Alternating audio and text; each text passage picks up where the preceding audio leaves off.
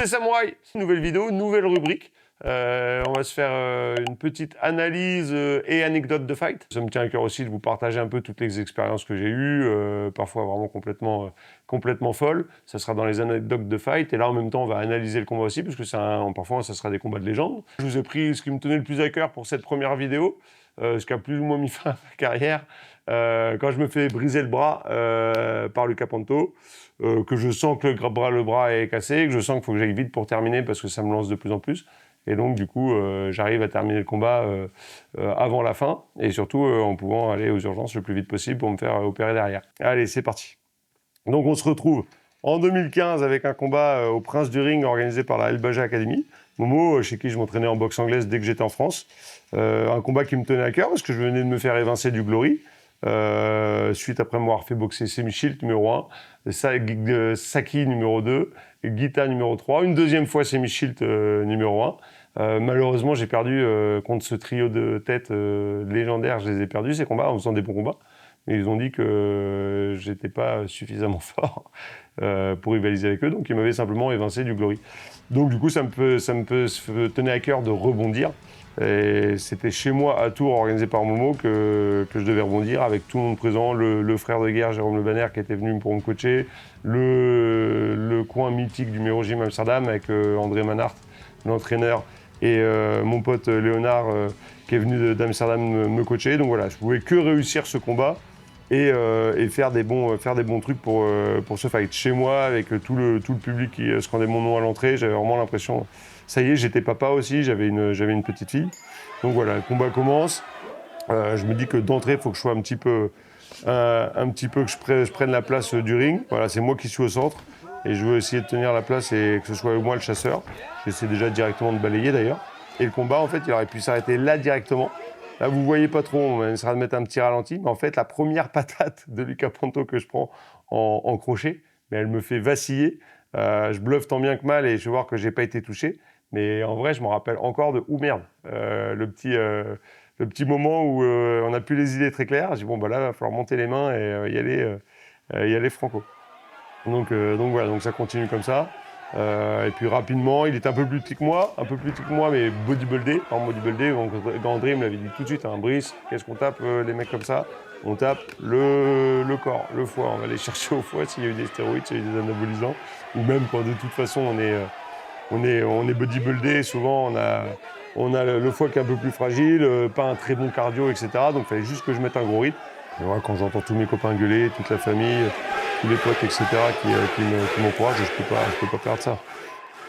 Avec ce que vous entendez en permanence, mais un peu le son parce que vous entendez mon entraîneur tout le temps gueuler, ce que j'ai entendu le plus pendant ma carrière. Enzai, Britz, Enzai, monte les mains. Même Jérôme, il me le gueule pendant le combat. C'est vrai que ma particularité, c'était de boxer quand même les mains basses et de ramasser. Mais je travaillais, on me l'a déjà dit, hein, putain, mettez le passoire. Je travaille ma capacité d'encaissement. Donc voilà, mais voilà. Et là encore, je prends un gros crochet. Je sais pas si vous verrez le ralenti. Là, il m'a fait un rush, il m'a fait vraiment un bon rush. J'ai laissé passer l'orage. Et après, voilà, c'est moi qui reprends les dessus, je reprends et c'est moi qui le cadre. Voilà, vous entendez là, gros balayage, ce qu'on a vu dans une de mes vidéos, hein, feinte de low kick, je passe en dessous.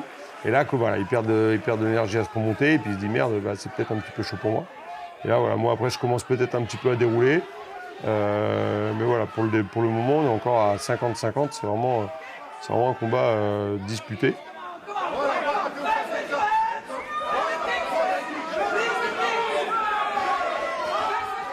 Je me retrouve encore avec, malgré mon gabarit, à faire quand même des petites esquives rotatives. Parce que j'étais le plus grand, souvent c'est le plus petit des deux qui fait des esquives rotatives. Moi, j'arrivais quand même à faire quelques esquives. Mais malgré ça, mon entraîneur, c'est pareil, vous entendez « Don't box with him, boxe pas avec lui, utilise tes jambes, j'ai l'avantage de la longe, je suis meilleur en jambes qu'en poing. » Et pourtant, c'est vrai que régulièrement, je vais boxer avec les petits cadors, essayer de faire jeu égal sur leur terrain. Mais c'est vrai que non, il faut rester sur ses qualités. Et, dès que je sors un peu plus les jambes, ben voilà, je fais la différence. Et là, voilà, là, donc du coup, on mettra le ralenti. Là, il me sort le middle que je ne vois pas arriver, que du coup, je ne bloque pas avec les deux bras, mais que je reçois sur un seul bras. Et j'entends crack. Ouh, ça pique. Là, c'est peut-être pas normal. Au début, voilà, je me dis, bon, c'est un coup comme un autre, hein, ça pique. Mais après, je sens vraiment que je sens mon bras pas comme pas comme avant. Donc j'accélère, je le touche aussi. D'ailleurs, je le fais compter dans la foulée parce que j'ai été vraiment vexé par ce middle. Donc directement, j'accélère après et j'arrive à le faire compter immédiatement. Je me dis, bon, bah tant mieux. Et là, dans le coin, bah, vous le voyez, c'est très léger. Dans le coin, vous le voyez du bras gauche. Clac, clac, clac, clac. Oh merde, clac, clac. Je tourne mon bras et je sens que mon avant-bras, il tourne en 2 parties. Donc je me dis que là, bon, bah ça craint et qu'il va falloir que j'aille vite quand même pour terminer le combat. Donc voilà, j'aurais pu essayer de me précipiter après pour terminer un peu plus vite, mais j'avais vraiment peur de me faire contrer. Donc voilà, je continue à bosser. Et c'est la fin, de toute façon, c'était la fin du round. Donc dans le coin, on me dit que c'est bien ce que je travaille, mais on me dit continue de travailler au foie, travaille en bas, sors tes jambes, mais travaille pas en boxe avec lui. J'ai mon Jérôme qui me donne mal flotte, qui m'encourage. Momo et Léo. Donc bien, ça boxe bien, c'est reparti. Mais là, je me dis, faut que gagne à la limite parce que le bras, il va pas tenir. Et j'utilise quasiment plus le bras gauche après. Je le laisse en protection là-haut. Je change pas mal de garde. À partir de ce moment-là, je change aussi de garde. Voilà, on voit que j'arrive à bien le garder la distance, à travailler à distance. Et lui, il essaie de rentrer, hein, il essaie de faire la différence avec ses points comme d'habitude. Et moi, je suis beaucoup plus complet. Et parfois, il y a des orages qui arrivent et je suis obligé de... Là, je l'ai encore, il a craché son protège, il me semble. Je l'ai encore touché. Voilà, je continue à saper les appuis. Quand on sape les appuis, le mec il peut plus bouger correctement, c'est quasiment combat gagné. Donc je continue à travailler en bas, surtout qu'il ne bloquait pas plus que ça. Voilà, mais je restais quand même très vigilant avec les points. Le petit défaut du combat, c'est que j'ai pas sorti de l'enchaînement. J'ai boxé un peu plus sur un coup, 2 coups. Et j'ai pas assez fait des combinaisons longues. D'ailleurs, on va le voir, hein, dès que je sors une belle combinaison, ça le touche. Et je touche sur le 3e, 4e, 5e coup. C'est surtout, faut boxer en enchaînement, hein, c'est pas un secret. Et là, je le chassais en étant chasseur. Voilà, blocage, remise. Ce qu'on apprend à l'école aussi, ça c'est, je peux faire voir aux élèves. On bloque un low kick, tout de suite on remet, bah, ça lui donne l'envie d'en redonner. Mais toujours ma garde parfois absente et je reçois. Par contre, là j'ai bien contré, j'ai fait une belle esquive rotative. Je l'ai piqué, là il commence à appeler l'ordre. Et là, vous allez voir, là, paf, je le travaille bien encore. Et dans le coin, vous allez voir que je me rappelle encore, là, clac. Ça a été très court, vous le voyez à peine, mais regardez comment il est déboussolé. En fait, il y a un coup vraiment pas plus fort que ça, mais qui est passé juste mâchoire, qui lui a fait vraiment vriller la tête. Et derrière, il compte, il a plus les idées claires. Moi, je suis dans le coin, je suis toujours à me demander si mon bras, il va pas tomber.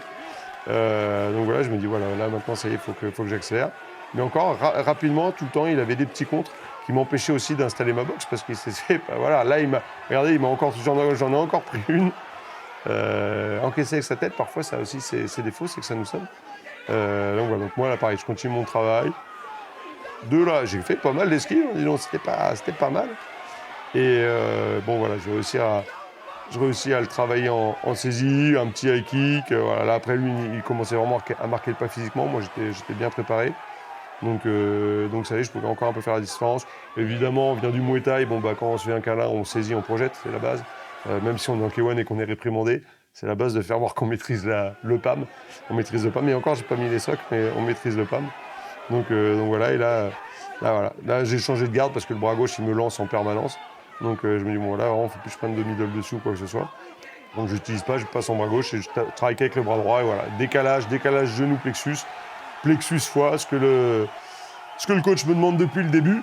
Et voilà, il n'arrivera pas à s'en mettre. La salle exulte, je suis vainqueur, je signe mon grand retour. Donc voilà, un combat qui fait plaisir, mais surtout un combat qui marque un arrêt de quasiment 2 ans pour avoir le temps de se faire opérer. De se faire opérer correctement, mais d'avoir ce qu'on appelle une césarthrose. En fait, mon os, au lieu de se réparer et de se ressouder, bah, comme ça, un os qui se ressoude comme ça, moi, il a fait 2 moignons d'os. Donc j'avais la plaque en ferraille et 6 vis en titane dedans, mais sauf que mes 2 os ne se rejoignaient plus et ils ont fait 2 moignons. Évidemment, il eût fallu que je fasse des contrôles avant d'accepter le combat suivant, qui était contre Cyril Gane. Mais les contrôles et le suivi médical, c'était pas non plus mon point fort. Donc j'y suis allé comme ça, et puis bah, ça sera le tome 2 du bras cassé. Dès les premiers kicks dans le combat de Cyril, bah, le bras recasse à nouveau. Je le fais pas voir, je boxe. Sauf que là, autant je sais pas ce qui m'attend. Je boxe avec ça, je me dis qu'il faut rapidement que je gagne et que je termine le fight parce que ça craint. Mais voilà, je pense juste à gagner. Quand le bras recasse, alors que je suis passé par l'opération, par l'immobilisation, par tout ça, dans le combat contre Cyril, on en parlera plus tard. Mais c'est vrai que ça m'avait fait sortir un petit peu du combat. Donc voilà pour cette cette première rubrique très courte. On a pris un combat qui fait un round et demi, comme ça va vite. N'hésitez pas, comme d'hab, à liker, partager, me demander des choses en commentaire. Et on se retrouve à la salle pour l'entraînement et sur la chaîne pour les conseils et les tutos. Allez, à bientôt. Oups.